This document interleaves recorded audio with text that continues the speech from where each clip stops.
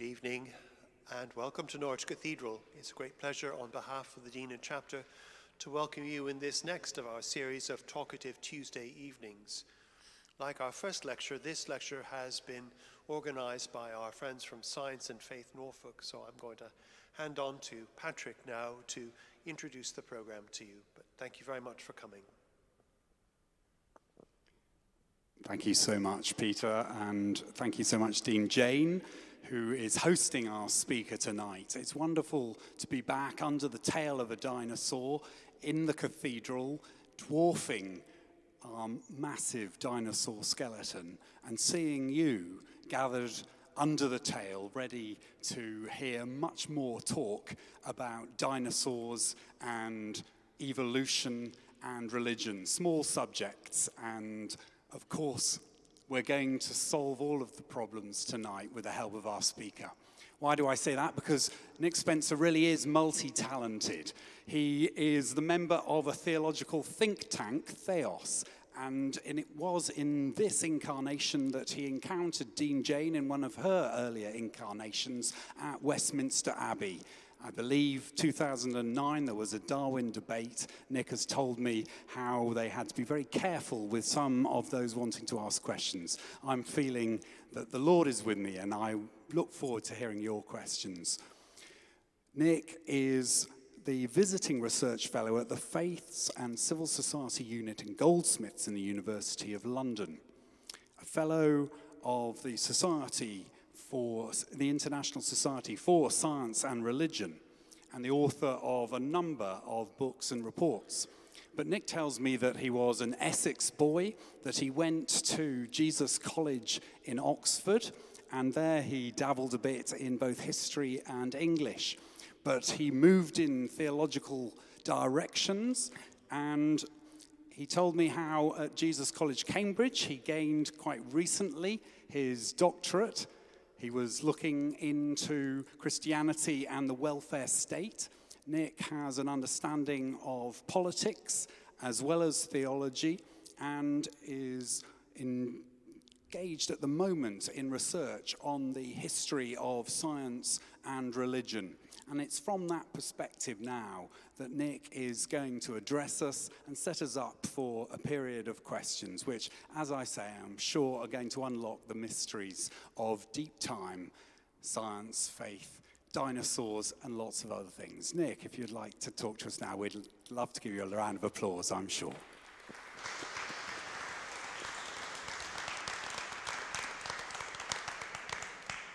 Thank you very much. So the first thing I need to check is to make sure everyone can hear me clearly. You can. Wonderful.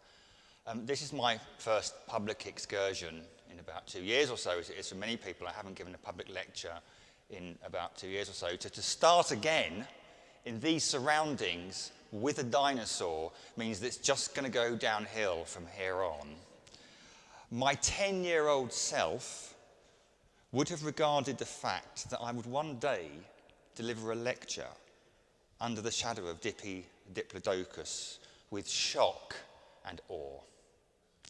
Dippy was Saturday afternoon for me when I grew up in the 1980s. My family would come to London pretty much every weekend, and despite my parents' pleas that there were really some quite interesting things to see in what was then called the Geological Museum, and less convincingly to my child's mind in the Victoria and Albert Museum, it was in the Natural History Museum we ended up. I can still recall the sense of anticipation I always felt ascending those vaguely cathedral stairs at the front of the building and then coming through the doors to be faced with that astonishing creature, simultaneously massive and yet elegant, inscrutable and yet always smiling a welcome. Years later, when I read Ogden Nash's poem Next, in which he spends a night with the fossils in the museum, I felt he was speaking to my childhood dreams. The poem begins, I thought that I would like to see the early world that used to be, that mastodonic mausoleum, the Natural History Museum. It's a brilliant poem, look it up when you get home. Back in those days, I was not a Christian, and if I believed in God, it would have been the kind of God that the poet Donald Davie once called the ordinary kind of God. The kind one believes in so implicitly that it is only with blushes or bravado that one can declare, I believe. Either way, the idea that Dippy should disprove or present some kind of challenge to that ordinary God never crossed my childish mind. The two occupied different worlds, literally. He did, though. Indeed, fossils often did. When our forefathers, and in one very important case, foremother, started unearthing fossil bones in large numbers in the 18th century, sometimes because the waves were eroding the Jurassic coast around Lyme Regis, but more often as the canal network spread across the country, a number of people put forward the idea that the fossils were proof of Noah's flood. Others then pointed out that rather a lot of them were fish, which put an end to that particular story. Where had they come from? They were not to be found on earth today, and God had apparently saved 2 of every animal in the ark, so whence these monsters? Long before Darwin set foot on the Beagle, it was geologists who were thought to be tapping away at biblical truth. If only the geologists would let me alone, lamented the art critic John Ruskin to his friend Henry Ackland. But those dreadful hammers, I hear the clink of them at the end of every cadence of Bible verse. Now, this is emphatically not to say that geology was an atheist science. Indeed, it's a curiosity of the science, at least in Britain, that almost to a person, the early geologists were not only believers, but clergymen too. Educated opinion was far from convinced that studying fossils was a suitable pastime for young men, particularly when they were being trained to bury the dead rather than to exhume them. The Reverend William Buckland spoke for a new generation in the early 19th century when, in his inaugural lecture as Oxford University's first reader in geology in 1819, he spoke about Vindicae Geologicae, or the connection of geology with religion explained. By drawing attention to the anatomical parallels between modern and extinct animals, writing the first full description of what would one day be called a dinosaur, recognizing caves as essential to the study of the past, and downplaying the significance of Noah's flood, Buckland did more than almost anybody else to place the discipline of geology on a scientific and socially and religiously respectable footing.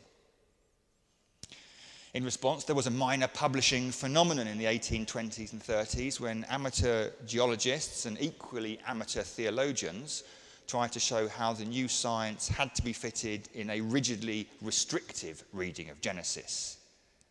This was a kind of fundamentalism nearly a century before the word was invented.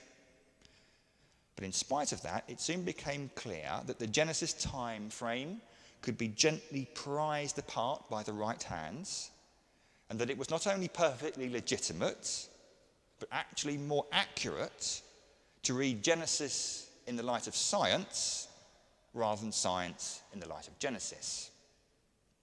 Some started to argue that the believed in literal days of creation, but they said there were significant gaps between God's original act of creation in Genesis verses 1 and 2, and the earthly acts of creation in verse 3 onwards. A few others dusted off their St. Augustine and argued that the days of Genesis 1 need not be interpreted as literal days, but as epochs or ages.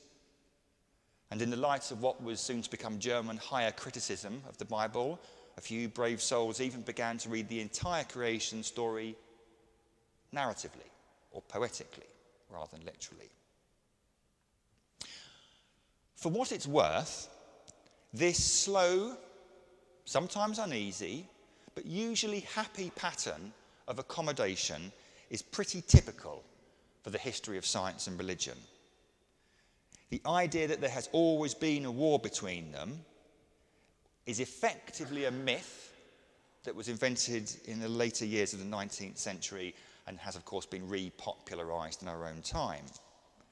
The reality is much more complex, and those famous stories of the warfare between science and religion are anything but. A few quick examples. Copernicus never imagined that his theory about heliocentrism was a threat to the faith. His reluctance to publish was entirely down to the weaknesses of his arguments at the time, given how much he knew, given the knowledge at the time. Almost nobody thought that decentering the earth demoted human beings, as Sigmund Freud later and erroneously claimed. The friction over heliocentrism and Galileo was primarily about the status of Aristotle in Catholic theology and the threat from Protestants, not to mention the newfound animus between Galileo and his old friend, now Pope Urban. The scientific revolution was in large part founded on the theological idea that the fallen human mind couldn't just think its way to the truth, but had to test its way to the truth. The Royal Society, when it was founded, was in no way anti-religious. It simply wanted to distance itself from the theological conflicts that had torn the nation apart in the 17th century. Newton wrote considerably more about theology, which he thought was considerably more important than he did about science, although it's fair to say he was pretty unorthodox in his theological views. Darwin did not lose his faith on account of evolution, or at least not exclusively on account of evolution. And even to his dying day, he explicitly denied that evolution was incompatible with theism. I could go on, but you get the point. People who tell you that the history of science and religion has been one of warfare simply don't know their history. That said, it would be disingenuous to say there were no problems there at all. Fossils could be a problem. Dinosaurs, for all that they captured the pious Victorian imagination, could be a problem. And the idea that human beings were descended from primates was a problem. It was the last of these problems that led to probably the most famous science and religion moment since the trial of Galileo, the famous Huxley-Wilberforce debate in Oxford on Saturday, the 30th of June, 1860. This was Britain's own monkey trial, if you like, a full 65 years before the famous Scopes monkey trial in Dayton, Tennessee. The scene was the library of the new University Museum, which was the only building in the city that could accommodate the 800 or so spectators who wanted to witness this punch-up. The occasion, in theory, was a lecture on the intellectual development of Europe by an American academic called John Draper. However, as everyone knew, in reality it was a debate about a new book and a new idea. Charles Darwin's On the Origin of Species had been published 9 months earlier, and it sold out immediately. Now, in actual fact, the theory of evolution had been in the air for well over 50 years, but Darwin's work was the first to put it on a scientific footing by explaining how species were modified by the process of natural selection. It was not, as it happens, the most controversial book of 1860. That award went to a volume of theological essays that went under the innocuous title Essays and Reviews, which caused the storm over the origin of species to look like a slight disagreement over a vicar's tea party by comparison. But the origin was controversial enough.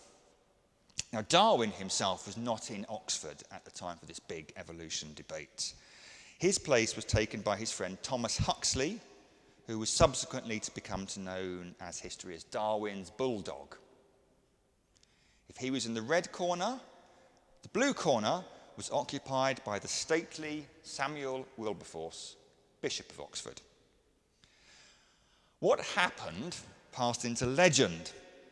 Unfortunately, as with many legends, our source documents are rather fragmentary, and our knowledge of what happened has to be pieced together from a couple of short newspaper accounts and a number of gossipy letters. What appears to have happened is that Wilberforce made a facetious remark about whether Huxley would prefer to have been descended from an ape on his grandmother or his grandfather's side, and Huxley responded that he'd prefer to be descended from an ape than from a bishop. Or something to that effect. Either way, the audience's response was riotous. Gentlemen jumped out of their seat, and at least one audience member, Jane Purnell, the Lady Brewster, fainted.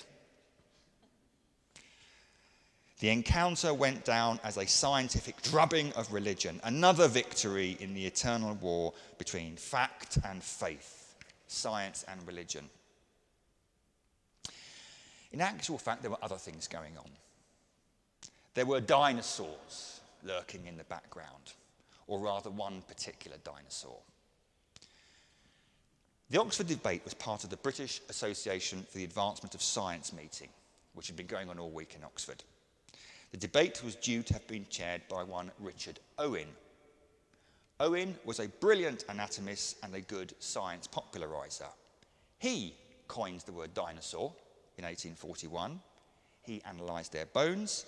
He helped create the first life-size sculptures depicting dinosaurs that were shown in the 1851 Great Exhibition.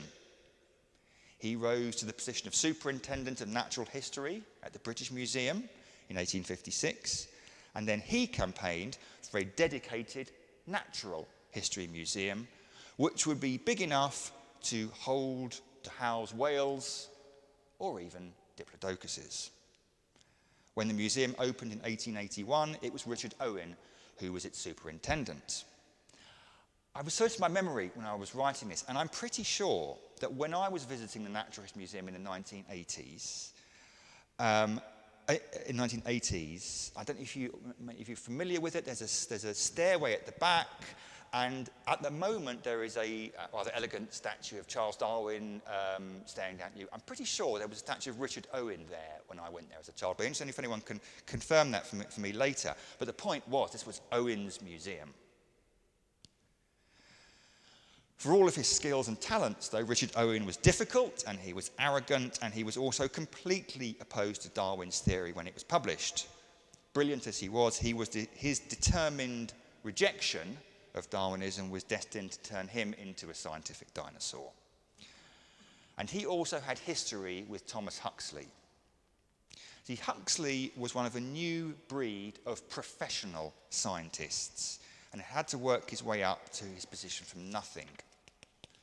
And at one point, when the relatively poor young Thomas Huxley was trying to secure a job, he had asked Owen, who was at the time the Hunterian Professor of Comparative Anatomy and Physiology at the Royal College of Surgeons, an elevated post, he'd asked Owen for a reference.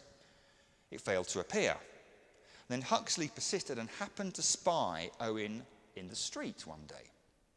I was going to walk past, he later recalled, but he stopped me and in the blandest and most gracious manner said, "I have read your note, I shall grant it." The condescension maddened Huxley, who remarks that if I had stopped a moment longer, I must knock him into the gutter. Owen wasn't there that famous day in Oxford, but he had coached Samuel Wilberforce, with whom he was good friends. Wilberforce had written a very good review of The Origin of Species that Darwin himself had called uncommonly clever for picking out his theory's weaknesses. But of course he'd been helped by Owen, who had also helped him prepare for this famous debate. The other person who wasn't there in 1860, of course, was Charles Darwin, who literally had no kind of stomach for such public debates. But he also intensely disliked Wilberforce for his suave and patronising manner, and he was happy to cheer Huxley on from his home in Kent. In other words, there were personal scores to settle in Oxford, much as there had been in Galileo's case. As I've said, the frustrating thing is that we don't really know what or how they were settled, or rather we didn't until recently. Because a few years ago, as Victorian local newspapers have been being digitised, one keen-eyed American scholar noticed a previously unknown and remarkably full account of the debate published in the Oxford Chronicle and Berks and Bucks Gazette. The Gazette offered all the detail that we had been lacking for this famous punch-up, as well as a rather charming running commentary on the crowd's response. The transcript is peppered with brackets that say, "Much laughter, hear, hear, applause, laughter and cheers." It helps us get a better idea of what's going on in this debate, and in a sense, what's going on today when we talk about fossils, and dinosaurs, and evolution, and science, and religion. In the first instance, it shows what exactly the furore had been about.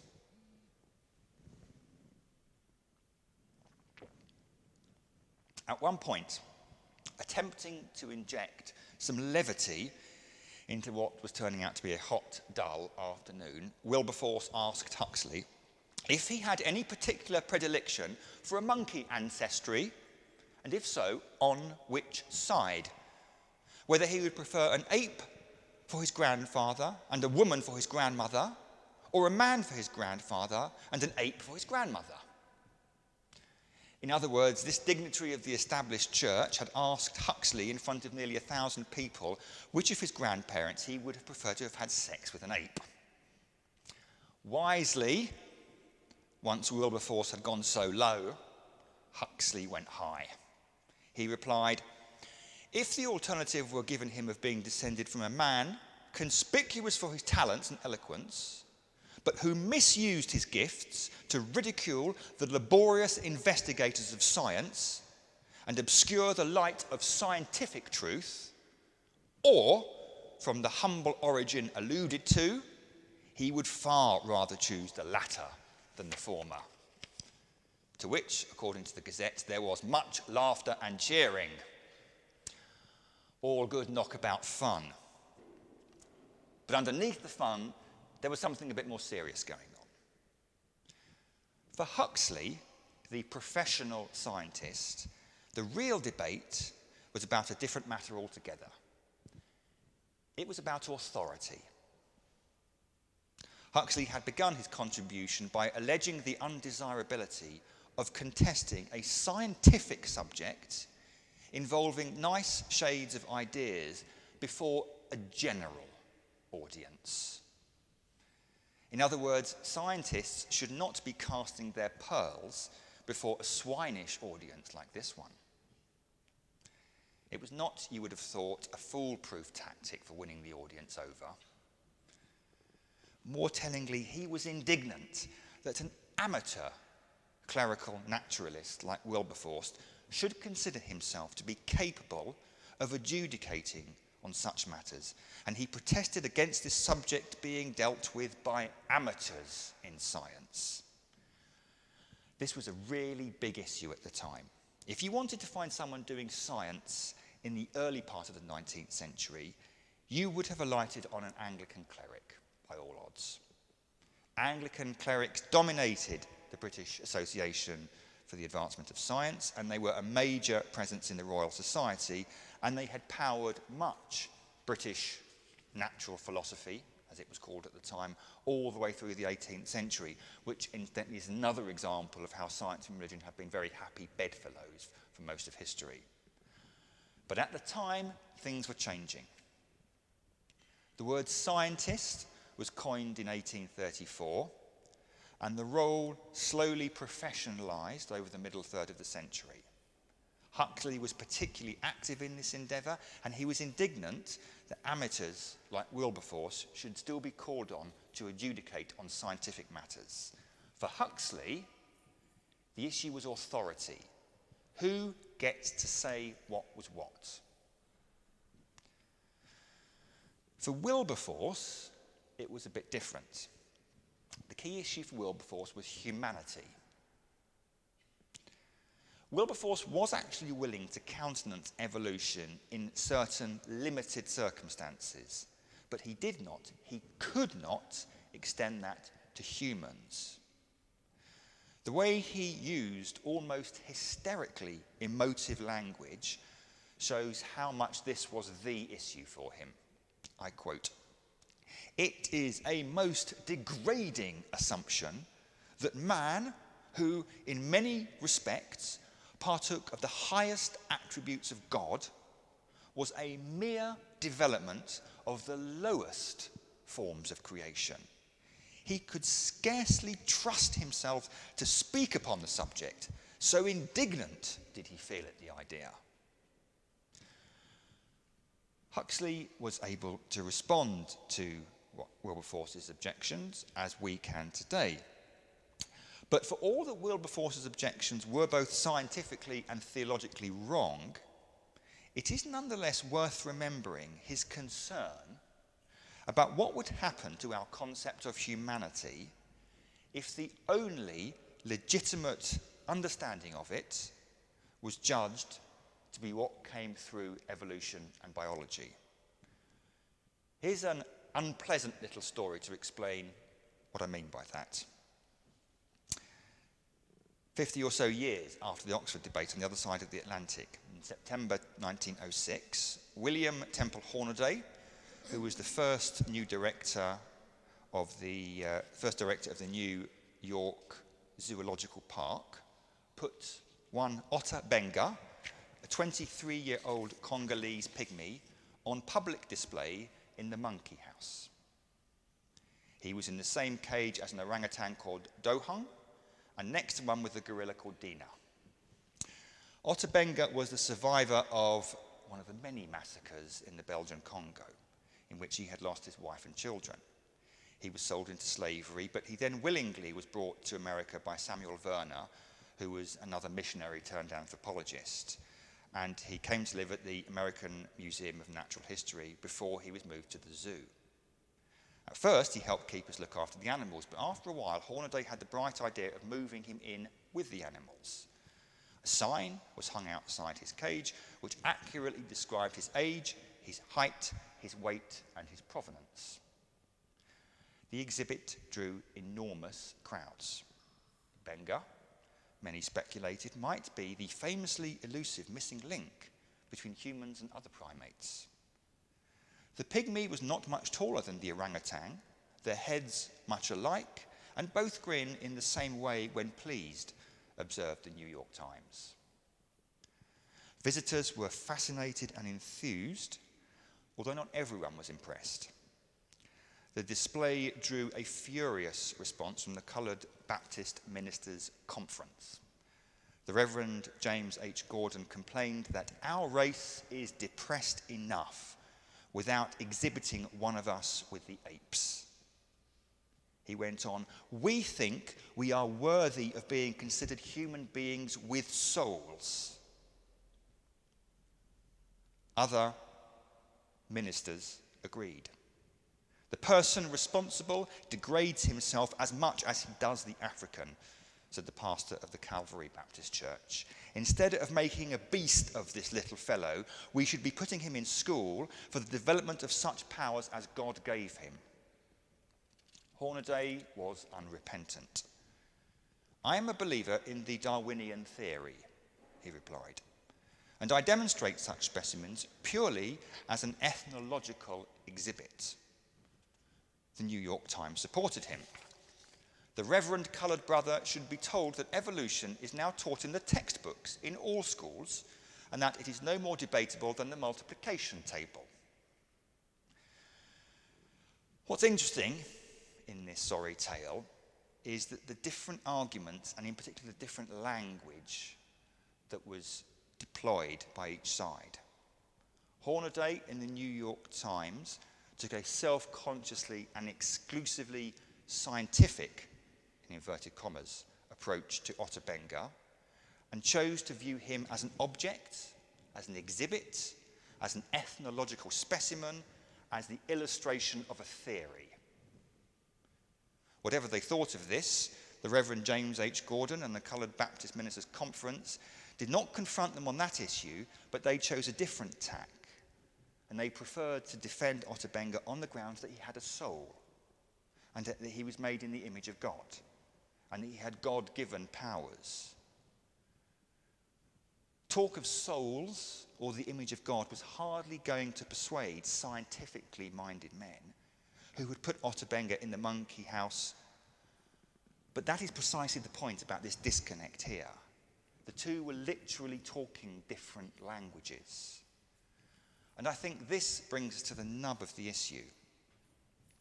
There were, and there sadly are still, some tensions, growing tensions even, around questions of dinosaurs, evolution and religion, particularly literal readings of creation stories, which are really a feature of modernity, particularly in the 20th century, but we might talk about that more in the Q&A. However, under these particular arguments, which are not really much more than a storm in a chalice, is the deeper and more interesting question, or two sets of questions really, of what is a human and who gets to say. In the early 19th century, it was obvious. Being made in the image of God and the church. But by the end, as the argument over Ottobengha showed, it was much more contentious, and there were many more people saying the answers were evolved primates and scientists. The problem with this approach is not only that it lends itself to the kind of outright racism that put Ottobengha on display, or puts banana emojis on abusive tweets to black English footballers. That is obviously serious and sickening enough. It's also that it flattens out the complexity of humans, and it declares that there is only one legitimate way of understanding us. We are only material beings, or we are only evolved primates. This is emphatically not to say that humans are not material, or that we are not evolved. Rather, it is to say that it is wrong to understand them solely through the lens of evolution, or even solely through the lens of the scientific method or methods. Being material does not stop us from being spiritual, any more than being made of sound waves stops a Beethoven sonata from being beautiful. Being an evolved primate does not stop us bearing the image of God. These are false choices. It is possible to be both. And our confusion often arises from the fact that science is one way of looking at the world and religion is another.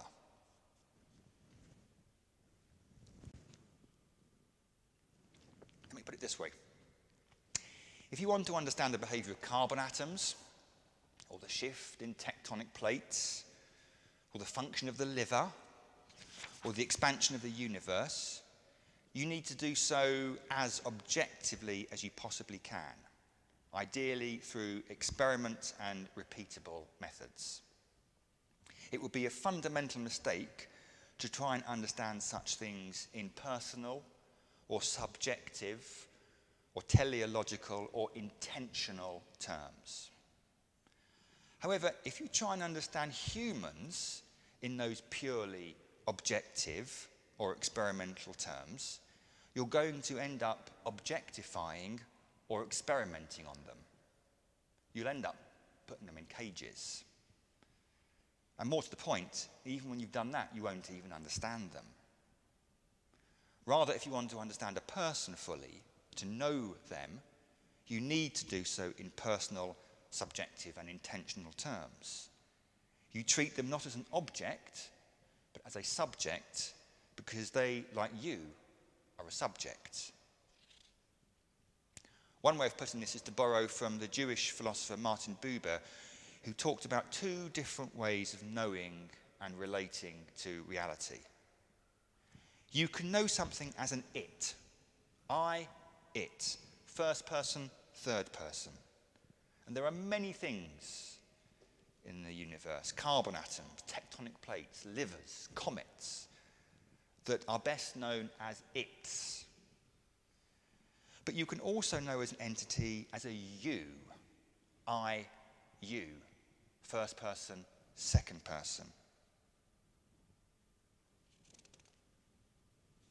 You can try to know a person as an it, but in doing so, you'll never know them fully, and you will literally depersonalize them. To know a person, you have to know them as a you, as a someone, rather than a something. Science is the discipline of knowing it, of objectively studying things. Religion is an arena of knowing yous, of coming into subjective relationship with other agents and persons. Interestingly, it's not quite as black and white as all that. There are plenty of scientific disciplines, such as primatology or anthropology or sociology, that straddle this particular boundary. So it's not quite straightforward and clear. Things never are in this debate. But at heart, there are different ways of knowing the human. You can know the human as an it, as a specimen, as an object, or as a you, as a person, as someone to be in relationship with. And if we confuse the two, or worse, we insist there is only one legitimate way of knowing a person, then we're heading for a problem. This, I think, is at the heart of the science and religion issue as I come into land. There are more than one way of knowing a person. But that's not where I want to leave it, because I want to bring us back to Dippy. I've given a number of talks over the years, and I generally always look forward to the Q&A afterwards, because I'm always thrown some questions that make me think differently from the way I walked in an hour earlier. But rarely is the Q&A experience as challenging, indeed as frightening, as we're speaking to school children. Particularly younger ones, who unerringly go to the heart of the issue, and usually do so without any tradition of English politeness. So it was when I spoke at my daughter's junior school many, many years ago, when one thoughtful young man challenged me on A, what on earth was God doing between making the dinosaurs and making us? And B, given that humans haven't been around for most of Earth's history, clearly it wasn't made for us. Good questions, young man. The first one reflects a sense that many people today still have, and certainly that our Victorian forefathers and foremothers have when the geologists started tapping away, that sense of vertigo looking at the deep history of the Earth. Ironically, though, I think one answer, at least, to that question comes, the question that the young man asked about what God was doing between making the dinosaurs and making us. It comes not from a theologian, but from someone who had absolutely no time or interest in religion or theology at all. The great American cosmologist Carl Sagan once remarked that if you wish to make an apple pie from scratch, you must first invent a universe. His point was that an apple pie needs flour and apples, but if you want flour, you need wheat and milling equipment, and to get those, you need farmland and minerals and metal. And for those, you need the heavier elements like iron, which are made in stars out of the lighter elements, which are formed after the Big Bang, and so on and so forth. In other words, as the physicist John Polkinghorne, who recently passed away, said, it takes about 14 billion years to make a human, or indeed a dinosaur, or even an apple pie. Important things like these take time. As to the second question, well, actually, my young interrogator was right. The Earth isn't made for us. But in spite of how a number of Christian thinkers have claimed otherwise, I don't really think the scriptural tradition at its heart does claim that it was made for us. Creation has its own value and its own worth, which is not predicated on us. God, after all, reckons it good a long time before we came on the scene. Humans are special in as far as we have the cognitive and moral equipment to do a particular and unique job on Earth, effectively farming, looking after, naming, nurturing, growing, tending, developing creation. And I regret to say, I don't think we're doing a very good job of it at the moment. And if there is any area where we need the perspective of science and that of religion to come and work together, it is in our impending environmental climate catastrophe. After all, we do not want to go the way of the dinosaurs. Thank you very much indeed.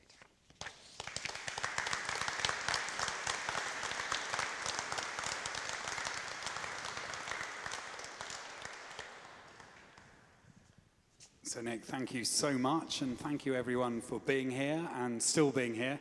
Nick described how his young audiences sometimes are so self-possessed they just get up and walk out on him. I'm familiar with this, but it's not only the young ones in my sermons.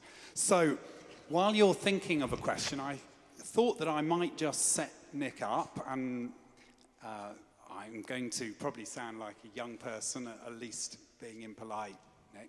But it struck me that in the many stimulating things you were saying, one of the things that was emerging was a tension between facts and values, that science is becoming professional.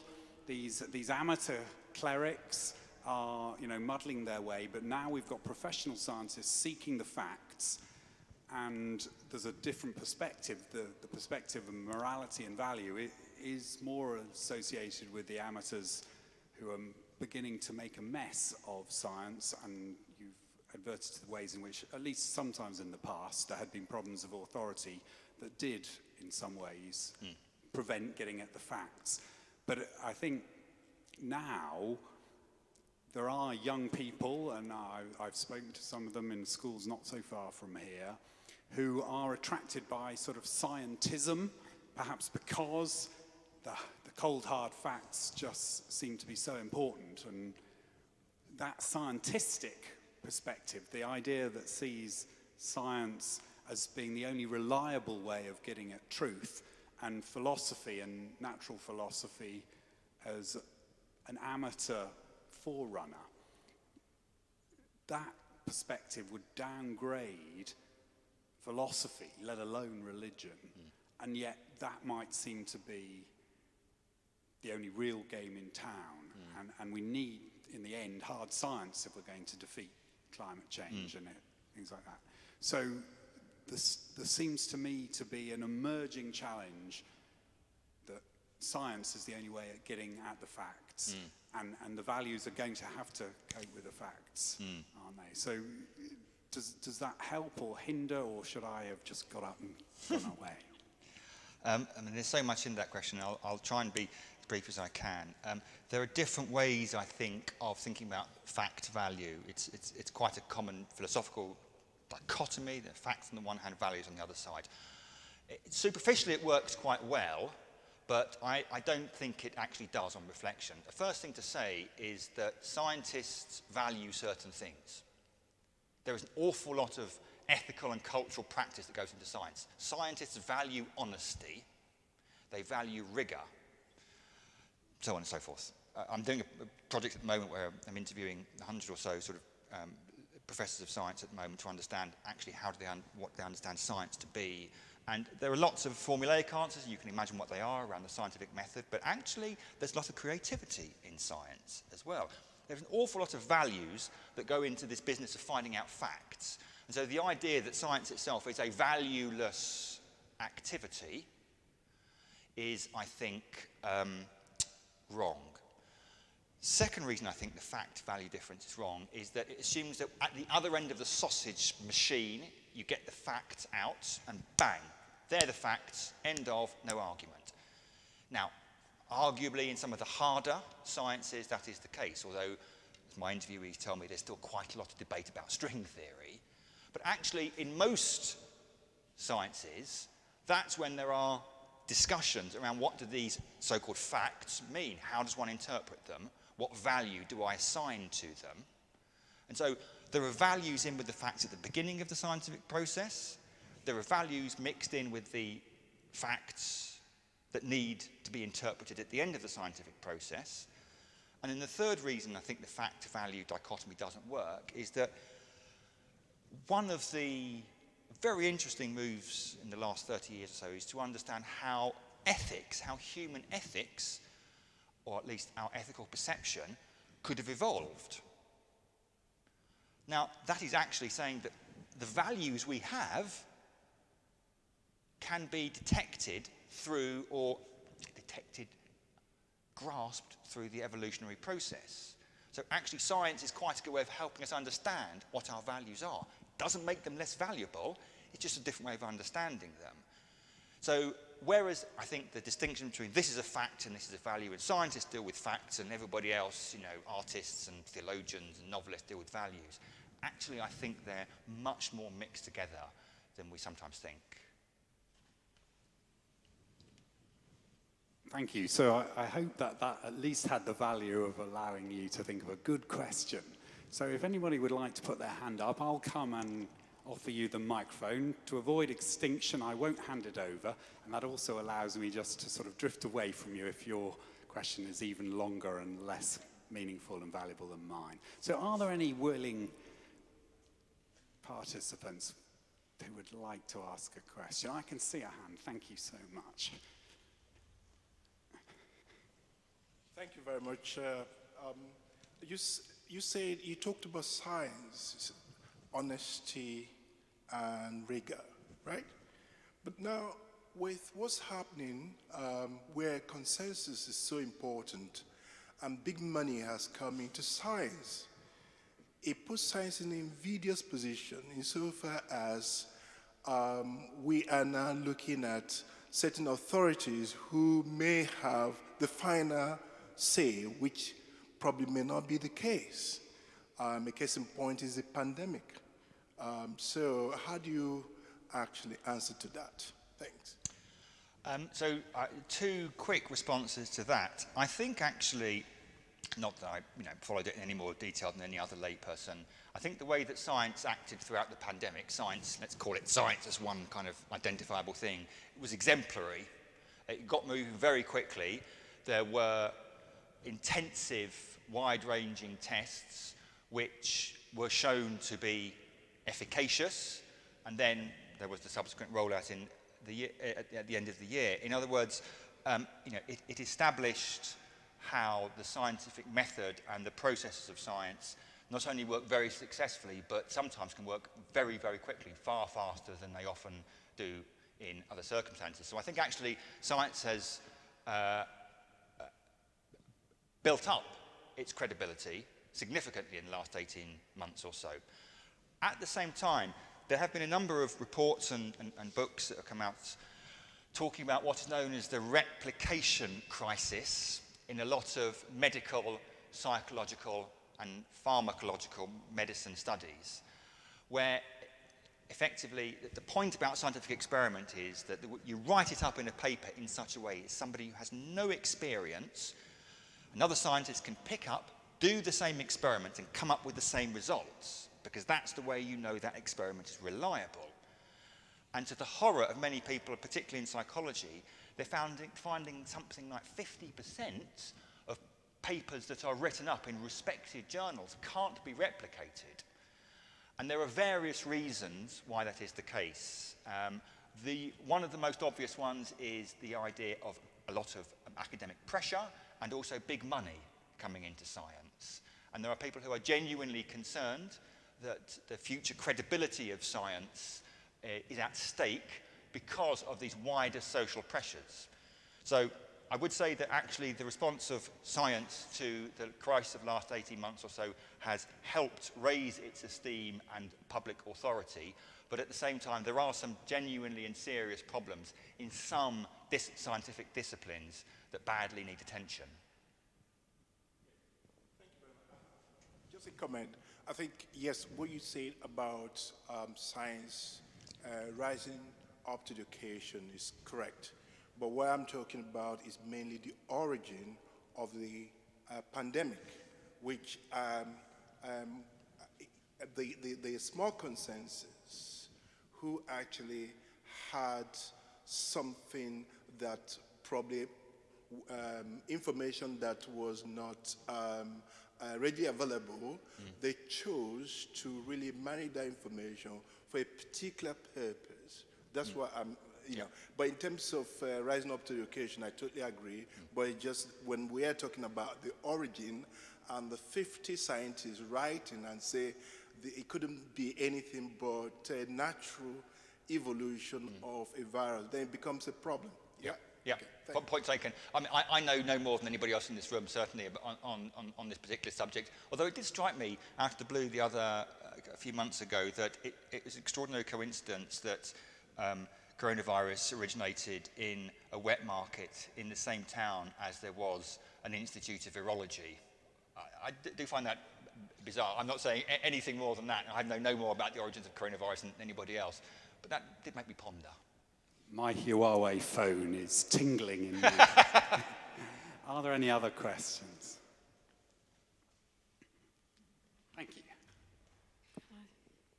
Thank you. I am a born-again Christian, but also my dad has always been very much an advocate of evolution, and I've grappled with that very much.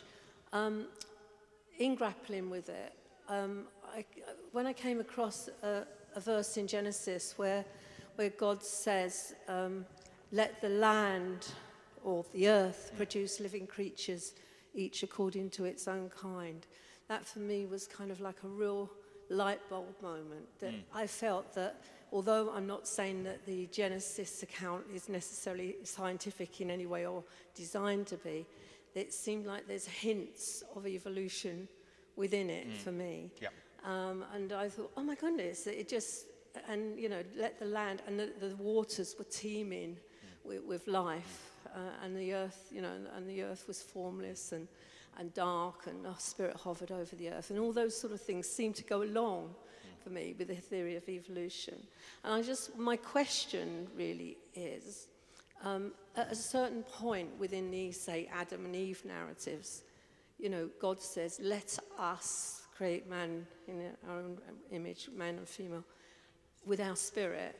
And for me, that was the point of which whatever journey through apes and Neanderthals and everything else, there was a point for me, I felt, and I wanted to know your opinion of this, where God decided that human beings would have something creative within them that would create music and art and philosophy and wondering and all those kind of things within mankind's evolutionary journey. And I just wondered about your views on that, really.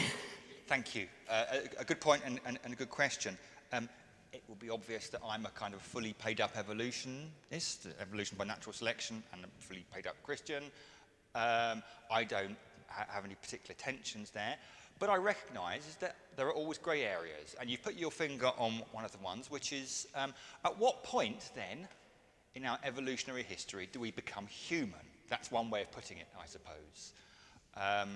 And then, you know, you can push that. If I was going to really make myself uncomfortable here, I would say, well, is there at one point that, you know, that humans became cognizant of God when they weren't beforehand in the previous generation, and are they capable of being saved in one generation where when you're looking to draw absolute clear lines, it's very difficult to do so. What I would say is that in as far as I understand it, and there may be others in the audience who specialise in this area, there is a period in our, I mean, it's really our post-evolutionary history, because it's probably not more than 40 to 50,000 years ago, when it becomes very obvious that humans have developed some kind of, let's put it broadly, spiritual awareness. We start burying our dead very consciously. We start burying our dead with objects. We are making musical instruments, and we are executing quite extraordinary artwork. Now, depending on who you ask, this happens anywhere between 40,000 years ago and 140,000 years ago. And of course, as you can imagine, the fossil record is really, really poor. But wherever it happens, there is clearly some kind of threshold whereby we as a species become creative and cognizant of, if you like, a spiritual dimension to reality, and certainly of our own death and possibly a post-mortem existence. It's not a very clear line, but in as far as there are any lines, I think that is a good indication of what marks us from other species. I would also, one other thing, I recently had the privilege of interviewing a brilliant Dutch primatologist called Frans de Waal, who has spent 30 years writing on this subject. And he's a great writer and a very, very interesting person. And it is established amongst primatologists, people who study the higher primates, that there are very few things that humans exhibit that are completely absent from higher primates. So we have a sense of fairness, and that is very clearly there in primates. He shows this absolutely hilarious video of two, I think they're macaque monkeys. One of them gets fed cucumber, one of them gets fed grapes, and they can see one another, and they get a certain reward for getting the grapes back. And then one of them is all of a sudden get fed. They're both fed cucumbers, and then one of them gets started feeding grapes, and they like grapes more than cucumbers. And the other macaque monkey goes absolutely ballistic because he is aware that he is being treated unfairly.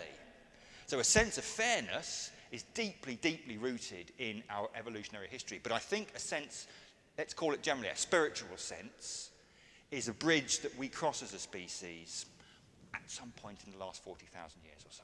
That's kind of my view. I don't see that as challenging Genesis at all. And as a side, I think human creativity is central to who we are and also central to the image of God. And I think it's interesting that that is a feature in us that flowers at some point.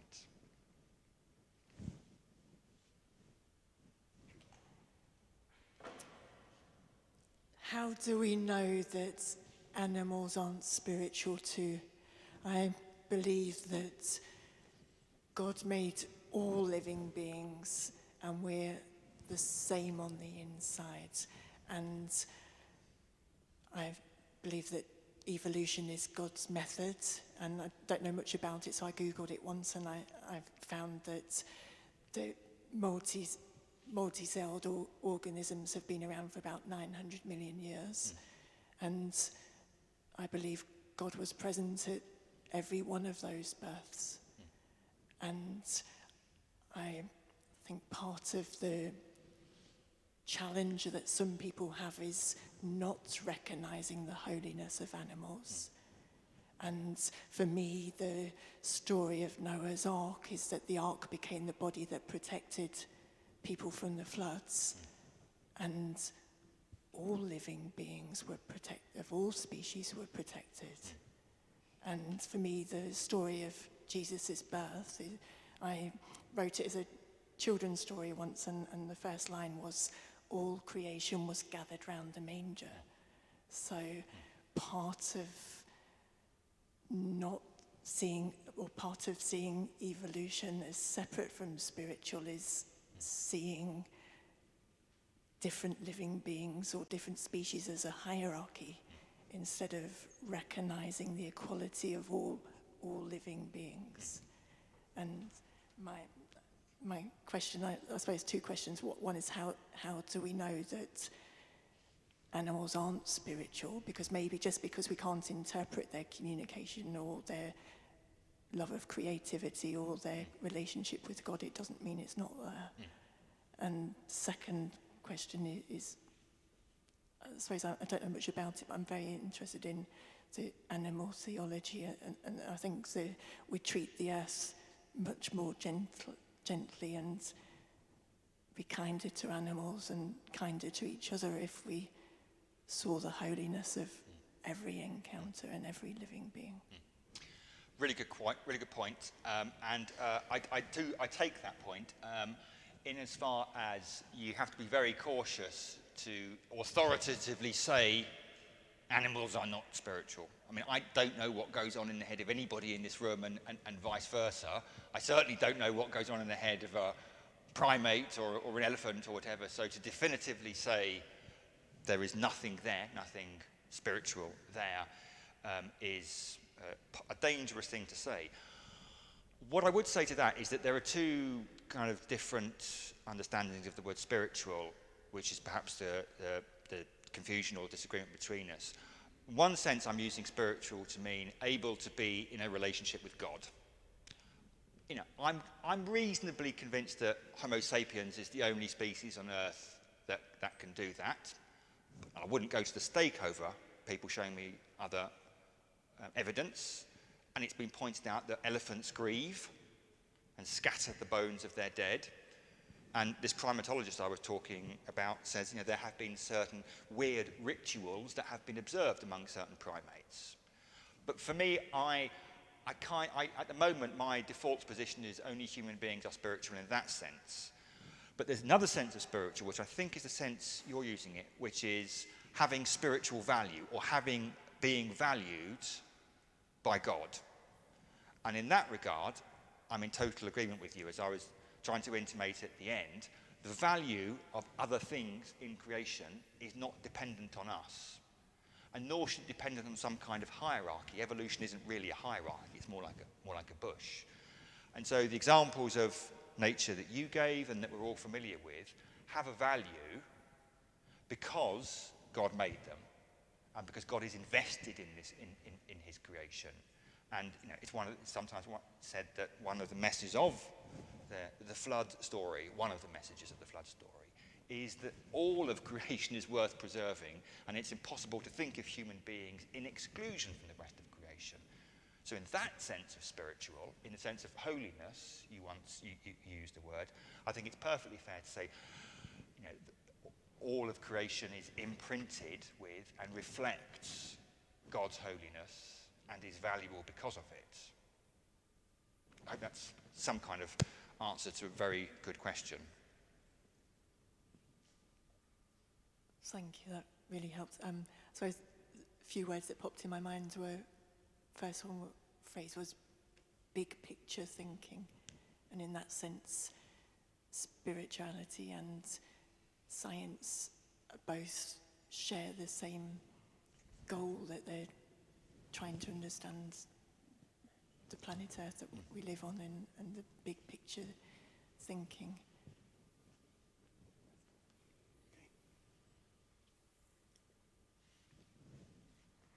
Thank you. It was a great lecture, which I very much enjoyed.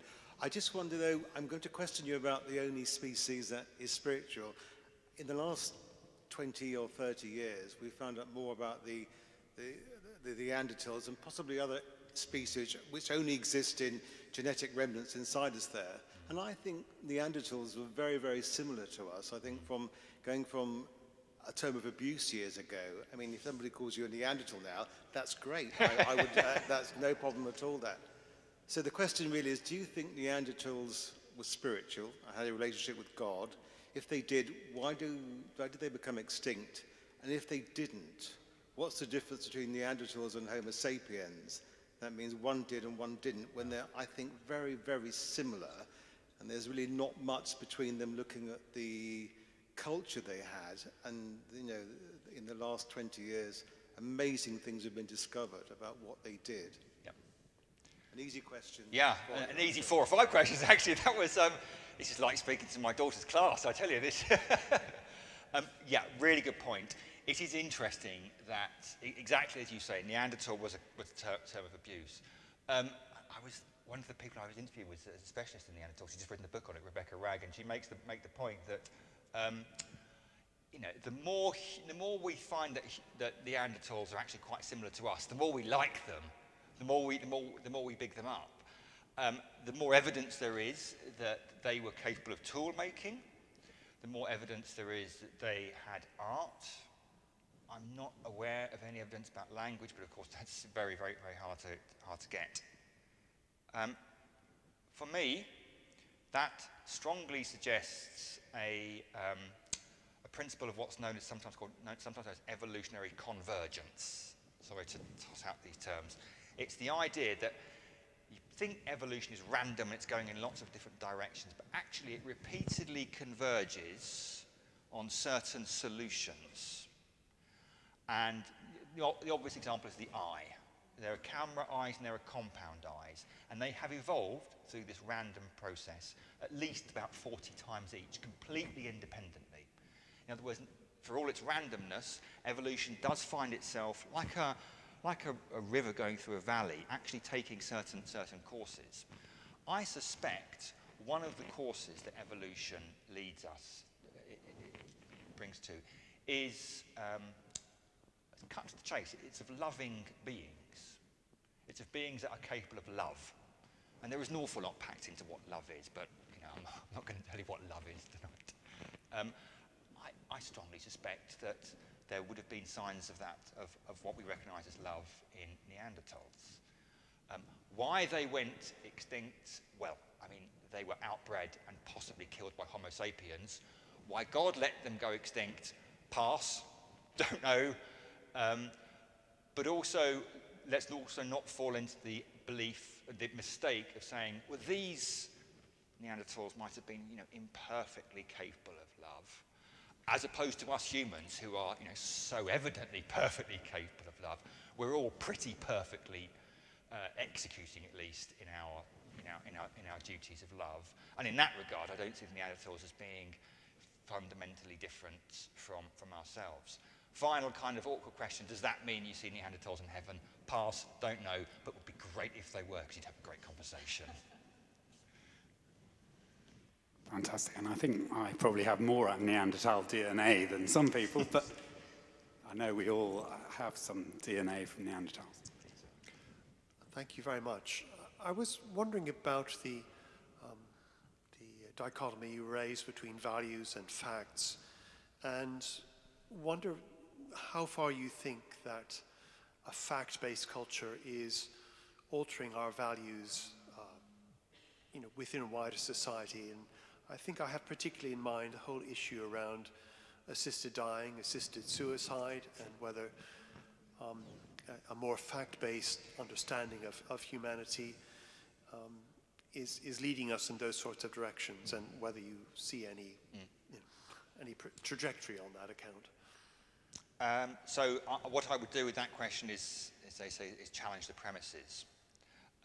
Because I don't think we have a more fact-based culture when it comes to these debates. That's not to say we don't know more facts. It's not to say that science isn't cumulative. I absolutely think it is. But when you're dealing with these really vexed issues around, if you like, the edges of life, or in particular, the value we assign to life, facts ain't enough. You cannot talk about things around the beginning of life, or the end of life, or abilities and disabilities and so on and so forth, without bringing in values. Every single fact-based word, almost, is in some way value-laden. Not every word, but you get the point. And that's why, say, we did a report at Theos about dignity in dying, and how, interestingly, the word dignity is used in very, very different ways by different participants in that particular debate. And I think it's an example of how you can't simply resolve an issue like euthanasia through facts. You are invariably bringing in certain conceptions of value. And they are irresolvable. They will depend ultimately on your worldview, on your spiritual or secular beliefs, or whatever they may be. So, believe me, I want facts and more facts still when it comes to debates around the beginning of life and the end of life and so on and so forth. But I personally don't believe that facts alone will adjudicate these issues for us. I think my question was more around whether, a more scientific, perhaps mechanistic view of human life or humanity may be pushing us in those, well, some people anyway, in those sorts of directions. Yes, yes, I see that point, and I think you're right in that regard. I mean, it was de rigueur in the 18th century to compare human beings to clocks, to machines. These were about the most sophisticated machines we had in Europe in the beginning of the 18th century. It seemed to me that you could put a human being together like a clock, and they would be mechanistic. And one of the most influential and scurrilous books of the 18th century was by a French physician called La Mettrie, simply called Man Machine. Now, that imported certain values into the fact-based worldview, which led Nemetri to argue that the best thing you could do for human beings is to give them as much pleasure as possible. It was a hedonistic attitude that he had drawn out of his fact-based idea of the human. I think today we have fixated too much on autonomy and agency and sovereignty, and there's a lot to be said for that. People like to have choice, people like to exercise their agency and their ability, but I think it's one of the reasons why we're so lonely as a society. We have downgraded our relationality, and actually in the deepest sense, there is no me without you, there is no me without us.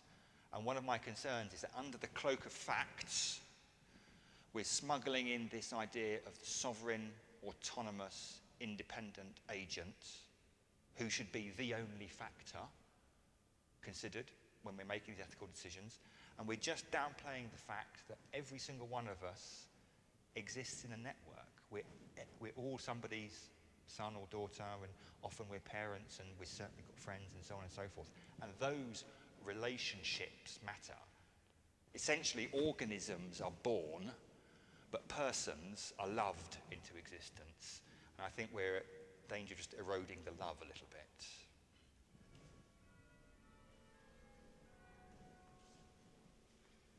Hi. Can I ask a question which is, in a sense, political theology viewed through the prism of evolutionary biology?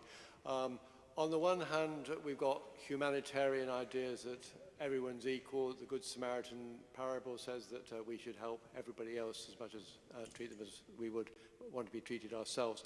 And then, if you like, there's the Darwinian perspective of competition, survival of the fittest, as it was taught by other people rather than Darwin. And that leads on to ideas about racism, nationalism, ethnic cleansing, Nazism, all that sort of thing. How do you strike a balance between evolutionary biology and what you might call natural theology? Great question.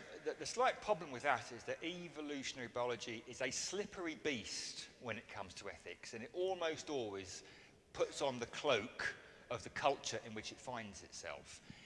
It is a product of late Victorian liberal capitalism, whereby it is obvious that the way society advances is through competition. And lo and behold, I can find it in evolution. Now,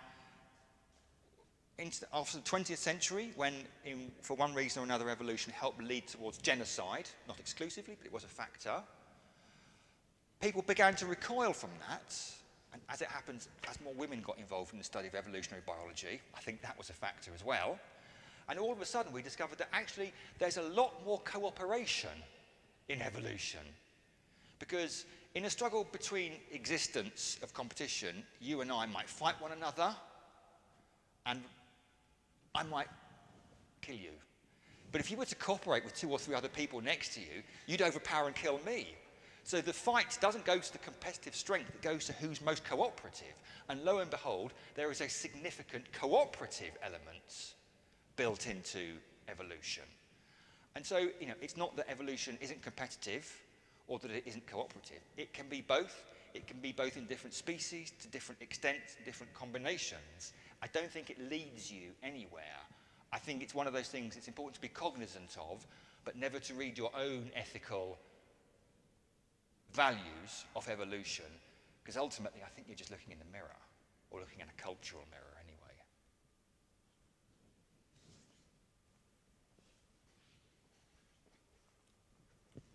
It's a bit related to that. Evolution is the survival of the fittest, isn't it? Through the competition. It seems to me that humanity, especially in the last 100 years or so, with our knowledge and medical development, is busy fighting evolution. We're trying to keep us all alive through this pandemic, whatever kind, whether we're poorly or not. We're trying to look after everybody. And again, I suppose that's our value of life and so on. But it seems like a great big fight against evolution. A great point. I'm glad someone made that, because it allows me to get one of my favourite points in this. Firstly, I would say that we need to be a bit careful with the survival of the fittest line. It was invented by Herbert Spencer, not Darwin. And fittest can mean most cooperative. So evolution can mean survival of the most cooperative. It doesn't mean simply red in tooth and claw. But your main point, I think, is really well chosen. Here's why I think humans are different. In every other species, to a greater or lesser extent, they have to adapt to their environment. There are random genetic selection, mutations, and if one of them happens to be favourable for their environment, they survive. In other words, the environment acts on them, and they adapt through natural selection to fit in. Humans have developed a certain cognitive ability to control their environment. And that's why I mentioned the cognitive and moral ability. Because if you have the ability, your brain power, to change your environment to fit around you, rather than you having to fit into it, and you have a moral desire to prevent the weakest from dying, in other words, to enable the weakest to survive and pass on their genes, you can basically switch evolution off. And human beings, I think, in that regard, are the only post-evolutionary, or at least potentially post-evolutionary species on Earth, because we have the ability to control our environment, and at our best, we have the moral determination to save life. But going back to the point I concluded the talk with, we don't always exercise both of those to the utmost of our ability, hence the emphasis on being potentially post-evolutionary rather than actually. But at the same time, we're so altering our environment that it could finish us off with our climate change. Yes. Yes is the short answer. There's a book by a political theologian, Roger Northcott, who wrote a book about basically political theology of climate. And he said there's an interesting kind of parabola in our attitude as a species to our environment, to climate. When we're primitive, we think the climate is a kind of a moral issue, because you pray to the gods, or even God, for good harvests, for good weather, for good rain, or whatever it is. And there is a sense that somehow your morality vis-a-vis God is kind of one of the things that will decide whether God does send good rain or good crops. You scroll forward to modernity in our history, and people say, don't be ridiculous. Nothing you do as a species is going to make it rain more or less, or give you better or worse crops. This is just a mechanism. It's just the climate, self-regulating. You don't need to do anything, because, frankly, the climate is indifferent to your morality. Scroll forward to the 21st century, and we find actually the climate is very well attuned to our morality, or our lack of it. And all of a sudden, we're back where we were in the first instance, where this is a moral, ethical, and political issue. And you're absolutely right. I don't have a kind of a silver lining to this particular answer.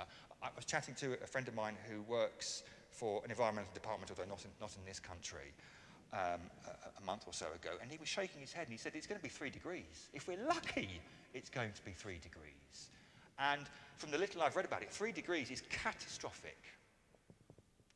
So we were having this conversation before we came in. You know, personally, I'm not a great fan of the activities of Extinction Rebellion. Might be a controversial thing to say, I apologise to anybody if it is, but just in terms of the tactics. But the seriousness, I think they've hit the nail on the head.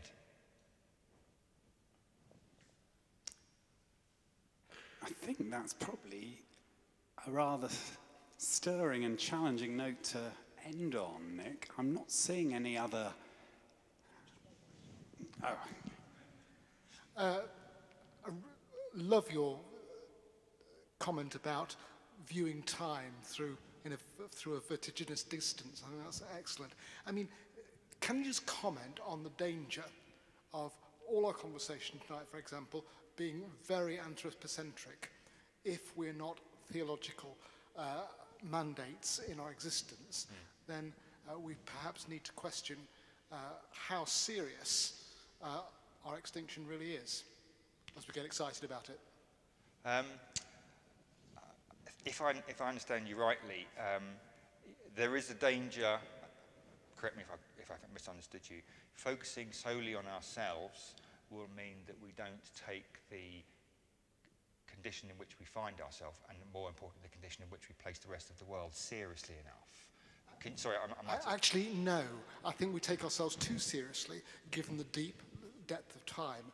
And if we're not special creations of the Creator and carry that responsibility seriously and theologically, then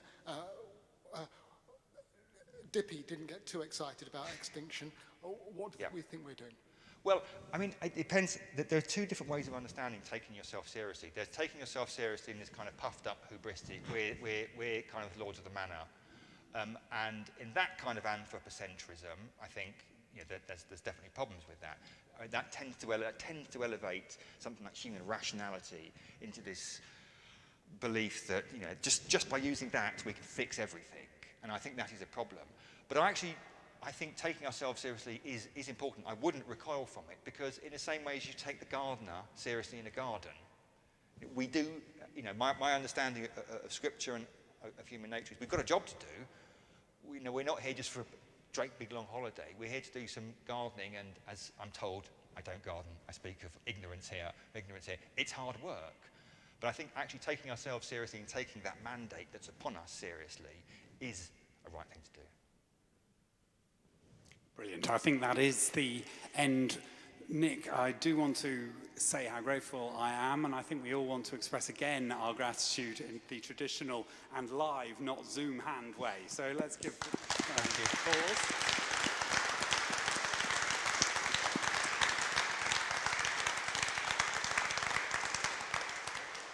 I'm so grateful to you all for turning out and for your courage, because we do live in challenging times, and I'm very grateful to the Cathedral and to its staff, its chapter, for putting on this in the series of Talkative Tuesdays in such wonderful surroundings and with a very special visitor. So could we give a round of applause to ourselves and to the Cathedral and its team.